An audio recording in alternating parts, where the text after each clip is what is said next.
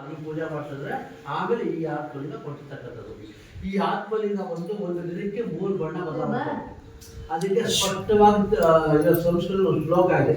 ಏನು ಶ್ಲೋಕ ಅಂತಂದ್ರೆ, ಉದಯಾತ್ರೆ ಘಟಿಕಾಯುಕ್ತೆ ರಕ್ತವರ್ಣ ಪ್ರವಿಶ್ಯತೆ ಅಂದ್ರೆ ಉದಯ ಅಂದ್ರೆ ಬೆಳಗ್ಗೆ, ರಕ್ತವರ್ಣ ಅಂದ್ರೆ ಕೆಂಪು. 6 ಗಂಟೆಯಿಂದ ಹಿಡಿದು 12 ಗಂಟೆವರೆಗೂ ರಕ್ತವರ್ಣ ತೋರಿಸ್ತೀನಿ. ಅಂದ್ರೆ ಅಪರಾಹ್ನೆ ಸ್ಫಟಿಕಾಯುಕ್ತೆ, ಅಪರಾಹ್ನ ಅಂದ್ರೆ ಮಧ್ಯಾಹ್ನ, 12 ಗಂಟೆಯಿಂದ 4 ಗಂಟೆವರೆಗೂ ಸ್ಫಟಿಕ ಬಿಳಿ ಬಣ್ಣ ಟ್ರಾನ್ಸ್ಪರೆಂಟ್ ಕಲರ್ ಅಂತಾರೆ. ಸಾಹಿನ್ನೆ ಮಧುವರ್ಣ ಇರುತ್ತೆ. ಸಾಹಿನ್ನೆ ಅಂದ್ರೆ ಸಾಯಂಕಾಲ, ಮಧುವರ್ಣ ಅಂದ್ರೆ ಜೇನುತುಪ್ಪದವರು. ಈ ತರ 3 ಬಣ್ಣಗಳು ಬದಲಾವಣೆ ಆಗ್ತಕ್ಕಂಥ ಲಿಂಗವನ್ನು ಪ್ರತಿಷ್ಠೆ ಮಾಡ್ತಕ್ಕಂಥವರು ಅತ್ರಿ ಮಹಾಮುನಿಗಳು ಅಂತ ಶ್ಲೋಕದಲ್ಲಿರೋದು. ಅತ್ರಿ ಮಹಾಮುನಿ ಉಳ್ಕೊಂಡು ಹೊರಟ್ರೆ ಅಥವಾ ಗೊತ್ತಿರ್ತಕ್ಕಂಥ ಅವ್ರು ಕೇಳಿದ್ರೆ ಅತ್ರಿ ಮಹಾಮುನಿ ಯಾವಾಗ ಬರ್ತಾರೆ ಅಂದ್ರೆ, ಅತ್ರಿ ಮಹಾಮುನಿಗಳು ಬರೋದು ಕೃತಿಯುಗದಲ್ಲಿ. ಇದು ಕಲಿಯುಗ. ಅಂದ್ರೆ ಕೃತಿಯುಗ, ತ್ರೇತಾಯುಗ, ದ್ವಾಪರಯುಗ, ಕಲಿಯುಗ. ಅಂದ್ರೆ ಆ ಲಿಂಗಕ್ಕೆ 3 ಯುಗಗಳು ಕಳೆದು 4ನೇ ಯುಗ ರೆಡಿ ಆಗ್ತಕ್ಕಂಥದ್ದು. ನಿಮ್ಗೆ ಅಲ್ಲಿವರೆಗೂ ಆ ಲಿಂಗ ಎಲ್ಲಿರುತ್ತೆ ಅಂತ ಡೌಟ್ ಇರುತ್ತೆ. ಇವಾಗ ಇದ್ದಿರೋ ಜಾಗದಲ್ಲಿ ಇಟ್ಬಿಟ್ಟು ಅತ್ರಿ ಮಹಾಮುನಿ ಕಾಲ ಮುಗಿದೋಗಿರುತ್ತೆ, ಅವ್ರು ಬಂದು ಅವ್ರು ಹೊರಗಿದ್ರೆ ಇದು ಕಾಲಕ್ರಮೇಣ ಏನಾಗುತ್ತೆ ಅಂತ ಉತ್ತಾ ಬಡ್ದು ಪೂರ್ತಿ ಎಲ್ಲ ಕಾಡಾಗಿರುತ್ತೆ, ದೇವಸ್ಥಾನ ಇರೋದಿಲ್ಲ. ಆಮೇಲೆ ಕಲಿಯುಗದಲ್ಲಿ ಕೃಷ್ಣದೇವರಾಯರು ಗೊತ್ತಾ? ಕೃಷ್ಣದೇವರಾಯರು ಮತ್ತು ಲಂಕಣ್ಣ ದಂಡೇಶ ಮತ್ತು ಮಾನನ ದಂಡೇಶ ಅಂತ ಹೇಳ್ಬಿಟ್ಟು ಅವರು ಕಾರಣಾಂತರದಲ್ಲಿ ಹೋಗ್ಬೇಕಾದಂಥ ಪರಿಸ್ಥಿತಿ ಬಂದಾಗ ಜಡಿವ ರಾತ್ರಿ ಅವರು ಇರಬೇಕಾಗುತ್ತೆ. ಇದ್ರೆ ಅವ್ರಿಗೊಂದು ಸ್ವಪ್ನ ಆಗುತ್ತೆ. ಏನಂತಂದ್ರೆ, ನಿಮ್ಮದೇ ಆಗಿರ್ತಕ್ಕಂಥ ವಿರೂಪಾಕ್ಷ ದೇವರು ಹುತ್ತಲ್ಲಿದೆ, ಅದನ್ನು ತೆಗೆದು ದೇವಸ್ಥಾನ ಕಟ್ಟಿ ಜೀರ್ಣೋದ್ಧಾರ ಮಾಡಿ ಅಂತ ಕೃಷ್ಣದೇವರಾಯ ಸ್ವಪ್ನ ಆಗುತ್ತೆ. ಕೃಷ್ಣದೇವರಾಯಗೆ ಸ್ವಪ್ನ ಆಗೋಕ್ಕೆ ಕಾರಣ ಏನಪ್ಪ ಅಂದ್ರೆ, ಕೃಷ್ಣದೇವರಾಯರು ಮನೆ ದೇವರು ಬಂದು ವಿರೂಪಾಕ್ಷೇಶ್ವರ. ಕೃತಿಯುಗದ ಅತ್ರಿ ಮಹಾಮುನಿ ಕೊಟ್ಟತಕ್ಕಂಥ ಲಿಂಗನು ವಿರೂಪಾಕ್ಷೇಶ್ವರ. ಆದ ಕಾರಣದ ಅವರು ಸ್ವಪ್ನ ಆಗೋದು, ಅವ್ರಿಗೆ ದೇವಸ್ಥಾನ ಕಟ್ಟತಕ್ಕಂಥದ್ದು. ಕೃತಿಯುಗದ ಅತ್ರಿ ಮಹಾಮುನಿ ದೇವರನ್ನು ಪ್ರತಿಷ್ಠೆ ಮಾಡಬೇಕಾದ್ರೆ ಪಂಚಶಕ್ತಿಗಳು 5 ದೇವರನ್ನು ಪ್ರತಿಷ್ಠೆ ಮಾಡ್ತಾರೆ. ಯಾವ್ಯಾವ್ದಪ್ಪ ಅಂತಂದ್ರೆ, ಗಣಪತಿ, ಪಾರ್ವತಿ, ಬಗಳಾಮುಖಿ ದುರ್ಗಾ ದೇವಸ್ಥಾನ, ಮಾರಣ್ಣ ದೇವಸ್ಥಾನ, ಶಿವನ ದೇವಸ್ಥಾನ, 5 ದೇವರನ್ನು ಪ್ರತಿಷ್ಠೆ ಮಾಡ್ತಾರೆ. ದೇವಾಲಯಗಳಿರೋಲ್ಲ, ದೇವಸ್ಥಾನಗಳಿರೋಲ್ಲ, ಖಾಲಿ ದೇವರನ್ನು ಪ್ರತಿಷ್ಠೆ ಮಾಡೋದು ಎಷ್ಟು ಅಷ್ಟೇ. ಈ 5 ದೇವರ ಶಕ್ತಿ ಎನರ್ಜಿ ತಗೊಂಡ್ಬಂದು ಮುಂದ್ಗಡೆ ಇರ್ತಕ್ಕಂಥ ಆತ್ಮಲಿಂಗದವರು ಯಾಕೆ ನಿಮ್ಮನ್ನು ಬರಬಾಗ ಬನ್ನಿ ಅಂತ ಹೇಳ್ತೀನಿ ಅಂದ್ರೆ, ಆ ಎನರ್ಜಿ ಇದರಿಂದ ಇಲ್ಲಿ ಪಾಸ್ ಆಗುತ್ತೆ ಕೆಳಗಡೆ. ಹಿಂಗೋಗಿ ಬನ್ನಿ ಬೈಕಡೆ ಅಲ್ಲಿ ಹೋಗಿ ಆ ಬಸ್ಸನ್ನು ಮುಂದ್ಗಡೆ ಸ್ಕ್ವೇರ್ ಆಗಿದೆ ನೋಡಿ, ಅದ್ರ ಒಳಗಡೆ ಈ ಎನರ್ಜಿ ಎಲ್ಲ ಅದಕ್ಕೆ ಅಂತ ಗೊತ್ತಾಗುತ್ತೆ. ಏನಪ್ಪ ದೇವರು ನೋಡಿದ್ರೆ ಅಲ್ಲಿಂದ ಎನರ್ಜಿ ನೋಡಿದ್ರೆ ಇಲ್ಲಿದೆ ಅಂತ ಒಂದು ಸಂಶಯ ಆಗ್ಬೋದು. ಕಾರಣ ಏನಪ್ಪ ಅಂತಂದ್ರೆ, ಕೃತಿಯುಗದಲ್ಲಿ ಅವ್ರಿಗೆ ಗೊತ್ತು. ಅದಕ್ಕೆ ಹೇಳಿದ ಅತ್ರಿ ಮಹಾಮುನಿ ಯಾರಪ್ಪ ಅಂದ್ರೆ, ಸಪ್ತ ಋಷಿಗಳ ಹೋದ್ರು, ತ್ರಿಕಾಲ ಜ್ಞಾನಿಗಳು. ಏನಕ್ಕೆ ಅಂದ್ರೆ, ಮುಂದೆ ಆಗೋದು ಗೊತ್ತು, ಹಿಂದೆ ಆಗೋದು ಗೊತ್ತು, ಮತ್ತೆ ಈಗ ಆಗಿರ್ತಕ್ಕಂಥದ್ದು ಗೊತ್ತು. ಅದು ಮತ್ತೆ ಬಗಳಾಮುಖಿ ಬಂದಾಗ ಅದ್ರ ಬಗ್ಗೆ ಹೇಳ್ತೀವಿ. ಅದಕ್ಕೋಸ್ಕರ ಅವ್ರು ಏನು ಮಾಡ್ತಾರೆ, ಪೂರ್ತಿ ಎನರ್ಜಿ ಎಲ್ಲ ತಗೊಂಡೋಗಿ ಅದ್ರೊಳಗಡೆ ಬಿಡ್ತಾರೆ. ಅದ್ರೊಳಗೆ ಬಿಟ್ಟಾಗ 2 ಕಾಲು ನಾವು ಜೋಡಿಸ್ಕೊಂಡು ಕೈ ಮೇಲೆ ಕಟ್ಕೊಂಡು ನಮ್ಮ ಸಂಕಲ್ಪ, ನಮ್ಮ ಉದ್ದೇಶದ ಪ್ರಕಾರ ಓಂ ನಮೋ ವಿರೂಪಾಕ್ಷಾಯ ನಮಃ ಅಂತ ಒಂದು 5 ನಿಮಿಷ ಪ್ರಾರ್ಥನೆ ಮಾಡ್ಕೊಂಡ್ರೆ, ಆ ಮುಂದ್ಗಡೆ ಇರ್ತಕ್ಕಂಥ ಆತ್ಮಲಿಂಗದಿಂದ ಎನರ್ಜಿ ಹೊರಟು ನಮ್ಮ ಬಾಡಿ ಕರೆಕ್ಟಾಗಿ ನಮ್ಗೆ ಸ್ವಲ್ಪ ವೈಬ್ರೇಷನ್ ಪ್ರಾಕ್ಟಿಕಲ್ ಐಡೆಂಟಿ ಮಾಡಿದ್ರೆ ಗೊತ್ತಾಗುತ್ತೆ. ಆ ವೈಬ್ರೇಷನ್ ಆದ ನಂತರ ಪ್ರತಿಯೊಬ್ಬರಿಗೂ ಒಂದು ಉದ್ದೇಶ, ಒಂದು ಸಂಕಲ್ಪ ಅಂತಿರುತ್ತೆ. ಆ ಸಂಕಲ್ಪ, ಆ ಉದ್ದೇಶದ ಪ್ರಕಾರ ನಿರ್ಮಾಣ ಮಾಡ್ತಕ್ಕಂಥದ್ದೇ ಈ 5 ದೇವಾಲಯಗಳು.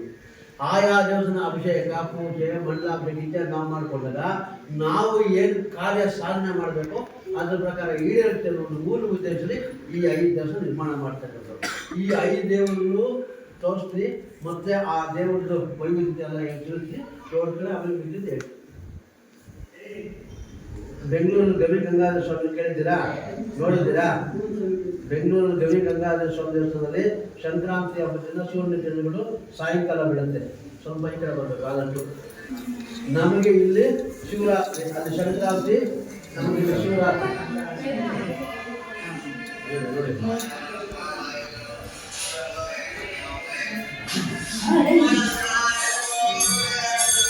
ಅಲ್ಲಿ ಸಂಕ್ರಾಂತಿ, ನಮಗೆ ಶಿವರಾತ್ರಿ. ಸೂರ್ಯನ ಕಿರಣ ಬೀಳ್ತಕ್ಕಂಥವು ಎಲ್ಲ ನೌಕರಿ ನೋಡಲಿಲ್ಲ, ಇದು ಸುದ್ದಿ ಹೇಳಿ ಸಮಯ, ಇವಾಗ ತಪಾಸೆ ಪಡೆದ ಸಮಯ, ಇವಾಗ ತಪಾಸೆ ಸಮಯ ಅನ್ನೋದ್ರಿಂದ ಎಲ್ಲರೂ ಓದಾಯ ಮಾಡಬೇಡಿ. ಬೆಂಗಳೂರಲ್ಲಿ ಗವಿ ಗಂಗಾಧರ ಸ್ವಾಮಿ ಸೂರ್ಯ ಕಿರಣಗಳು, ಇಲ್ಲಿ ನಮಗೆ ಸಂಕ್ರಾಂತಿಗಳು. ಅಲ್ಲಿ ಸಂಕ್ರಾಂತಿ, ನಮಗೆ ಶಿವರಾತ್ರಿ. ಆಯ್ತಾ? ಒಂದು ಸೂರ್ಯನ ಕಿರಣ ಕ್ಲಿಯರ್ ಆಯ್ತು. ಆಮೇಲೆ ಬಣ್ಣ, ಉದಯಾತ್ರೆ ಘಟಿಕಾಯುಕ್ತೆ ರಕ್ತವರ್ಣ. ರಕ್ತವರ್ಣ ಅಂದ್ರೆ ಕೆಂಪು. 6 ಗಂಟೆಯಿಂದ ಹಿಡಿದು 12 ಗಂಟೆವರೆಗೂ ಮುಂದ್ಗಡೆ ಇರ್ತಕ್ಕಂಥ ಲಿಂಗ. ಮುಂದೆ ತೊಟ್ಟುಂಡೆ ಲಿಂಗವೇ 6 ಗಂಟೆಲಿಂದ ಬಟ್ಟು 12 ಗಂಟೆವರೆಗೂ ರಕ್ತವರ್ಣ ಮುಟ್ಟೆ ಎರುಪು. ಶ್ಲೋಕ ಪ್ರಕಾರದ మీకు H2O అంటే నీళ్ళకి ఫార్ములా, అదే విధంగా ఇది శ్లోకం ప్రకారంగా కలర్ చేంజ్ అయ్యింది. రక్తవర్ణము ఒకటైందా. నెక్స్ట్ అపరాహ్నే స్ఫటికాయుక్తే, అపరాహ్నం ఉంటే మధ్యాహ్నము స్ఫటికము ట్రాన్స్ఫర్ కలర్ లైట్ వైట్ ఉంటుంది. 12 గంటల సైడ్లో 4 గంటల వరకు స్ఫటిక బిడి బಣ್ಣ ట్రాన్స్పరెంట్ కలర్ ఉంటుంది. 12 గంటల నుంచి 4 గంటల వరకు తెలుపు లైట్ వెయిట్ అయిందా. మూడోది 4 గంటలకు వచ్చినాను సరే, నేను ఈడే ఉంటూ చూసుకోకపోయినా సరే 4 గంటలకు మధువర్ణం, సాయంత్రమే మధువర్ణం ఉంటుంది, సాయంకాలం మధువర్ణం తేనె కలర్. 4 గంటల నుంచి కాబట్టి రాత్రి అంతా పూర్తి పొద్దున్నే 6 ಗಂಟೆ ವರೆಗೂ ಮಧುವರ್ಣ, ಬೆಳಗ್ಗೆ 6 ಗಂಟೆವರೆಗೂ ಮಧುವರ್ಣ. ಅದಕ್ಕೆ ಸೂರ್ಯಚಂದ್ರನು 3 ಬಣ್ಣ ಆಯಿತು. 5 ಶಕ್ತಿಗಳಲ್ಲಿ 1 ಆಯ್ತು ಈಶ್ವರನು. ನೆಕ್ಸ್ಟ್ ಎರಡನೇದು ಕುರುಡುಮಲೆ ಗಣಪತಿ ನೋಡಿದ್ರೆ, ಕುರುಡುಮಲೆ ಗಣಪತಿ ನಮ್ಮ ಗಣಪತಿ ಎರಡೂ ಒಂದೇ. ಷೋಡಶ ಗಣಪತಿ ಅಂದ್ರೆ 14 ಗಣಪತಿ ಮಹಾಗಣಪತಿ. ಆ ಮಹಾಗಣಪತಿಯಲ್ಲಿ ಇದು ಕುರುಡುಮಲೆ ವಿನಾಯಕ ಅನ್ನೋದು ದೊಡ್ಡ ನಮ್ಗೆ ಚಿಕ್ಕದಾಗಿ ಕಾಣಿಸುತ್ತೆ ಅಷ್ಟೇ, ಡಿಫರೆನ್ಸ್ ಏನಿಲ್ಲ. ಅದು ಮಹಾಗಣಪತಿನೇ, ಇದು ಮಹಾಗಣಪತಿ.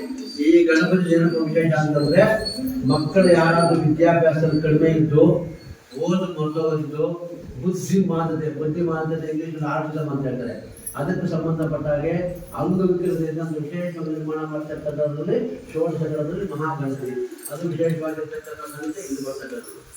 ಎರಡಾಯ್ತಾ. ಮೂರನೇದು ಬಂದು ಪಾರ್ವತಿ ದೇವಸ್ಥಾನ. ಈ ಪಾರ್ವತಿ ಬಂದು ಅಮ್ಮನವರು ಬಂದು ಪಾರ್ವತಿ ಸ್ವಯಂವರ ಅಂತಾರೆ, ಗಿರಿಜಾ ಕಲ್ಯಾಣೋತ್ಸವ ಅಂತಾರೆ, ಮತ್ತು ಪಾಣಿಗ್ರಹ ಪ್ರವೇಶಕ್ಕೋಸ್ಕರ ನಿರ್ಮಾಣ ಮಾಡ್ತಕ್ಕಂಥದ್ದು ಪಾರ್ವತಿ. ಏನಕ್ಕೆ ಈ ಪಾರ್ವತಿ ನಾವು ಮದುವೆಗೆ ಕಂಕಣಕ್ಕೆಲ್ಲ ಬೇರೆ ಪಾರ್ವತಿ ಯಾವಾಗ ಕ್ವಶನ್ ಕೇಳ್ಬೋದು ನೀವು. ಆದರೆ ಏನಪ್ಪ ವಿಶೇಷ ಅಂತಂದ್ರೆ, ಪಾರ್ವತಿಯಿಂದ ಸಾಮಾನ್ಯವಾಗಿ 2 ಕೈಯಲ್ಲಿ, ಒಂದು ಕೈಯಲ್ಲಿ ಪಾಶ ಇರುತ್ತೆ, ಇನ್ನೊಂದು ಕೈಯಲ್ಲಿ ಅಂಕುಶ ಇರುತ್ತೆ. ಯಾವುದಕ್ಕೆ? ಪಾರ್ವತಿಗೆ. ಈ ಪಾರ್ವತಿಗೆ ಏನಾಗಿದೆ, ಪಾಶನೂ ಇಲ್ಲ ಅಂಕುಶನೂ ಇಲ್ಲ, 2 ಕೈಯಲ್ಲಿ 2 ಕಮಲದ ಮೊಗ್ಗಿರ್ತಕ್ಕಂಥದ್ದು. ದಾಮನ ಹೂವು ಅಂತಾರೆ ತೆಲುಗಲ್ಲಿ, ತಾವರೆ ಹೂವು ಕನ್ನಡದಲ್ಲಿರ್ತಕ್ಕಂಥದ್ದು ಕಮಲದ ಹೂವು ಅಂತ. ಈ ಕಮಲದ ಹೂವು ಇರೋದ್ರಿಂದ ವಿಶೇಷವಾಗಿ ಪಾರ್ವತಿ ಸ್ವಯಂವರ. ಅದಕ್ಕೆ ಇಲ್ಲಿ 9 ಊರಿನವರು ಸೇರಿ ಇಲ್ಲಿ ಗಿರಿಜಾ ಕಲ್ಯಾಣೋತ್ಸವ ಮಾಡ್ತಾರೆ. ಅದಕ್ಕೋಸ್ಕರ ವಿಶೇಷವಾಗಿರ್ತಕ್ಕಂಥ ಸನ್ನಿಧ್ಯ ಪಾರ್ವತಿ. 4ನೇದು ಬಂದು ಬಗಲಾಮುಖಿ ಅಮ್ಮನವರು. ಈ ಬಗಲಾಮುಖಿ ಅಮ್ಮನವರು ಬಂದು ನಮ್ಮ ಇಂಡಿಯಾದಲ್ಲಿ ಎಲ್ಲೂ ಇಲ್ಲ. ಕಾರಣ ಏನಪ್ಪ ಅಂದ್ರೆ, ನಿಮಗೆ ಕಾಮಾಖ್ಯ ಗುವಾಹಟಿನಲ್ಲಿ ಬಂದು ಪ್ರತ್ಯಂಗಿರಾದೇವಿ, ಯಾರಾದ್ರೂ ಶತ್ರುಗಳಿದ್ರೆ ಅದು ನಿವಾರಣೆ ಆಗ್ತಕ್ಕಂಥದ್ದು ಅಲ್ಲಿ.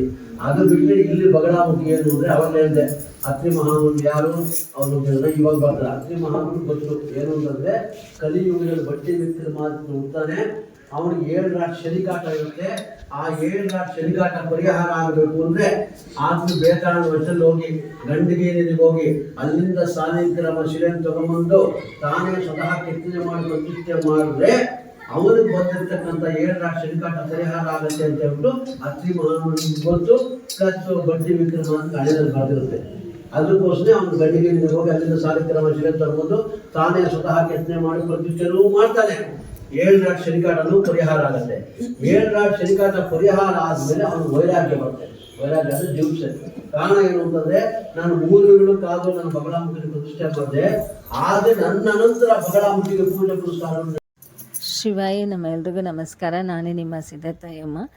ಇವತ್ತು ಒಂದು ವಿಶೇಷವಾದ ದೇವಸ್ಥಾನಕ್ಕೆ ಹೋದೆ.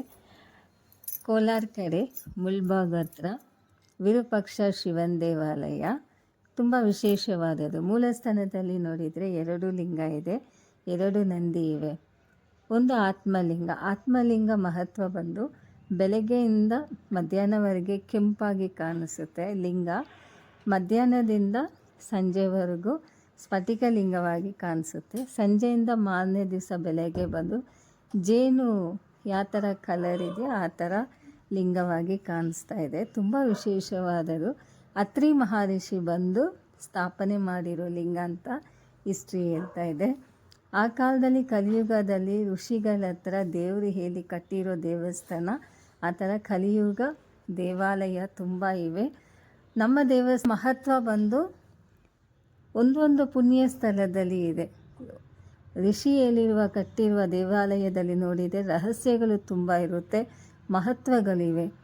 ದೇವಸ್ಥಾನದಲ್ಲಿ ನಾವು ತಾಲೆಗಿರಿ ಇಟ್ಟು ಪೂಜೆ ಮಾಡಿ, ಅದು ವಾಕ್ಯ ಹೇಳ್ತೀವಲ್ಲ, ಒಂದೊಂದು ದೇವಸ್ಥಾನದಲ್ಲಿ ನಾವು ಈ ಥರ ಇಟ್ಟು ಪೂಜೆ ಮಾಡಿ ಅದು ಎತ್ಕೊಂಡು ಬಂದು ನಾವು ಇನ್ನೂ ಹೋಗಬೇಕಾಗಿರೋ ದೇವಾಲಯ ತುಂಬ ಇದೆ. ಈ ಥರ ಒಂದೊಂದು ದೇವಾಲಯದಲ್ಲಿ ಹೋಗಿ ತಲೆಗಿರಿ ಇಟ್ಟು ನಾವು ವಾಕ್ಯ ಹೇಳ್ತೀವಲ್ಲ, ಅದು ಮಹತ್ವಗಳು ಇನ್ನೂ ಹೆಚ್ಚಾಗಿರುತ್ತೆ. ಆ ಶಕ್ತಿ ಯಾವಾಗಲೂ ಇರುತ್ತೆ ಆ ತಾಳೆಗಿರಿಯಲ್ಲಿ. ಆ ಕಾಲದಲ್ಲಿ ಬರೀ ತಾಳೆಗಿರಿನೇ ಸತ್ಯವಾಕ್ಯ. ಅಲ್ಲಿ ಬರುವ ಒಂದೊಂದು ವಾಕ್ಯನೂ ನಾವು ಹೇಳಿ ಇನ್ನೊಬ್ಬರಿಗೆ ಅವ್ರ ಕಷ್ಟನ ನಿವೃತ್ತಿ ಮಾಡೋ ಶಕ್ತಿ ತಾಳೆಗಿರಿಯಲ್ಲಿ ಇದೆ. ಅದಕ್ಕೆ ನಾವು ಹೋಗಿ ಈ ಥರ ಪೂಜೆ ಮಾಡ್ಕೊಂಡು ಬರ್ತಾಯಿದ್ದೀವಿ. ಅಲ್ಲಿ ಪುಣ್ಯ ಸ್ಥಳದಲ್ಲಿ ಯಾವಾಗಲೂ ಸೇರಿ ತಪಸ್ಸು ಮಾಡಿ, ಧ್ಯಾನ ಮಾಡಿ, ಮಂತ್ರ ಮಾಡಿ, ಅಲ್ಲಿಂದ ನಾವು ಮನಸ್ಸಿಂದ ಅಷ್ಟು ಶಕ್ತಿ, ನಮಗೆ ವೈಭೋಗ ಶಕ್ತಿ ಸಿಗುತ್ತೆ. ಅದನ್ನು ಮಾಡಿ ಬಂದ್ರೇ ಒಂದು ಮನಸ್ಸಿಗೆ ನೆಮ್ಮದಿ ಇರುತ್ತೆ. ಆ ಗಾಳಿ, ಆ ದೇವಸ್ಥಾನದಲ್ಲಿ ಇರುವ ಸ್ಥಳ ಅಷ್ಟು ಚೆನ್ನಾಗಿದೆ. ಆ ಗಾಳಿ ಅಂತೂ ಮರೆಯೋಕ್ಕೆ ಆಗ್ತಾ ಇಲ್ಲ. ಆ ಗಾಳಿ ಇರುವಾಗ ನಾವು ಪ್ರಾರ್ಥನೆ ಮಾಡಬೇಕು. ಪಂಚಭೂತ ಶಕ್ತಿಯಿಂದ ನಾವು ಅಲ್ಲಿ ಕೂತ್ಕೊಂಡು ತಪಸ್ಸು ಧ್ಯಾನ ಮಾಡ್ಕೊಂಡು ಬಂದ್ರೇ ಸಾಕು.